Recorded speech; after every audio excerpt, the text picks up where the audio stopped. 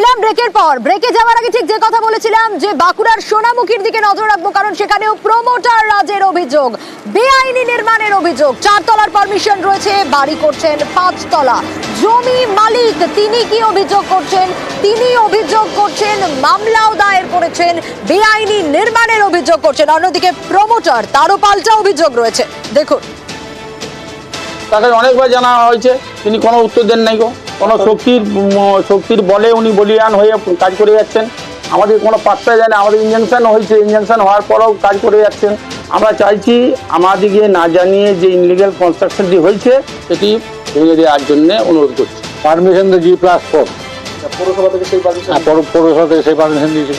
ওই যখন 5 বলে তখন আমার যে 5টা কী জন্য হচ্ছে, আমাদের সঙ্গে তো কোনো আলোচনাই করছে না, উল্টে করছি, বলছে কোর্ট দেখে নেবো, করবো। আমি চাইছি যে যেটা অবৈধ কনস্ট্রাকশন সেটা ভেঙে দেওয়া হবে।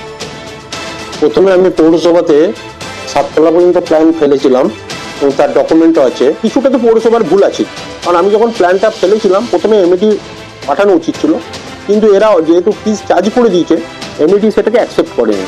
এবং এমইডির অফিসাররা নিজেরা বলেছে সোনামুখী মিউনিসিপ্যালিটি আপনাকে 7 তলা পর্যন্ত পারমিশন দিতে বাধ্য। মিউনিসিপ্যালিটিকে অলরেডি একটা তো নিজেদের পিঠ বাঁচাবার জন্য নোটিশ করতেই হবে।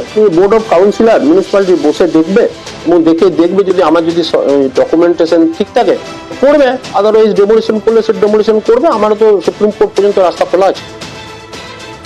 আর এবার ঠিক কি ঘটেছে সেটা একটু জানার চেষ্টা করি। দেবব্রত রয়েছে আমার সঙ্গে সরাসরি। দেবব্রত, আমরা দর্শকদেরকে শোনালাম অভিযোগ, পাল্টা অভিযোগ। জমি মালিকের কথা তো শুনলাম, কিন্তু প্রমোটার তিনি পাল্টা অভিযোগও করছেন, আবার পুরসভার দিকেই তো আঙুল তুলছেন। আসলে তাহলে হয়েছে কি? পুরসভার গাফিলতি অভিযোগ আনছেন কেন এই প্রমোটার?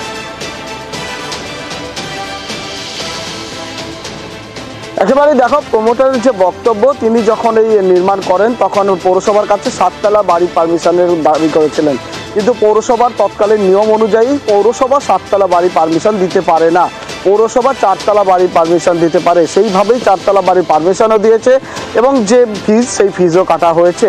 তবে পৌরসভা যেহেতু 7 তলা পারমিশন দিয়েছে, সেই পৌরসভার নেওয়াটা উচিত হয়নি সেই সময়ে, কারণ ঊর্ধ্বতন কর্তৃপক্ষের কাছে যাওয়াটা দরকার ছিল। যেহেতু পৌরসভা 4 তলা বাড়ির ফিজ কেটে নিয়েছিল, তাই পৌরসভা 4 তলা বাড়ির পারমিশন দিয়েছিল। সেই হিসাবেই কিন্তু বাড়ি তৈরির কাজ শুরু হয়েছিল। তখন থেকে 5 তলা বাড়ি যখন করে তখনই আপত্তি জানাতে থাকে জমির মালিক, অর্থাৎ ল্যান্ড ওনার। তারা যখন বিষয়টি দেখে, দর্শকদের জন্য ক্লিয়ার করতে চাইবো, 7 তলার পারমিশন চেয়েছিলেন এই প্রমোটার, কিন্তু 4 তলার পারমিশন তো দিয়েছে পুরসভা। পুরসভা তো 7 তলার পারমিশন দেয়নি। না, একেবারেই নয়। পৌরসভা 7 তলার পারমিশন তৎকালীন আইন অনুযায়ী দিতে পারে না। পৌরসভা 4 তলারই পারমিশন দিয়েছে। সেই ক্ষেত্রে পৌরসভা তার যে নিয়ম রয়েছে সেই নিয়ম মাফিকই কাজ করেছে। কিন্তু এই যে প্রমোটার রয়েছে তিনি কোনো জাদু বলেই 4 তলা থেকে 5 তলার কাজ শুরু করেছে এবং সেই কাজ সম্পূর্ণ করেছে।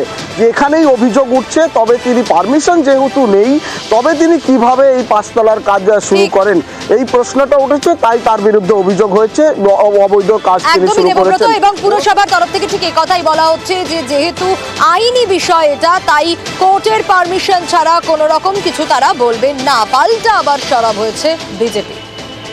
যতক্ষণ না আদালত তার সুনির্দিষ্ট রায় দিচ্ছেন ততদিন পর্যন্ত আমরা আইনকে হস্তক্ষেপ করতে পারি না। লোকাল বডি অর্থাৎ সোনামুখী পৌরসভা আইনের ঊর্ধ্বে নয়, তাই আইনকে মান্যতা দিয়ে, আদালতকে মান্যতা দিয়ে, আদালতে কি যেহেতু উভয় পক্ষের মধ্যে বিভিন্ন রকম মামলা মোকদ্দমা চলছে, আমরা শুধু তাকিয়ে আছি আদালত কি নির্দেশ দেয়, সেই নির্দেশ অনুযায়ী সোনামুখী পৌরসভা ব্যবস্থা গ্রহণ করবে। কোর্ট জানতে পারলো, সবকিছু হলো, কিন্তু সোনামুখীর পৌরসভার যারা দায়িত্বে আছেন, পৌরসভার চেয়ারম্যান, ভাইস চেয়ারম্যান, তারা কি করছিলেন? এতদিন থেকে রাস্তার ধারে বিল্ডিংটা তৈরি হয়েছে, তো একটা বিল্ডিং তৈরি তো 1-2 দিনে হয় না, অনেক দিন ধরেই হয়।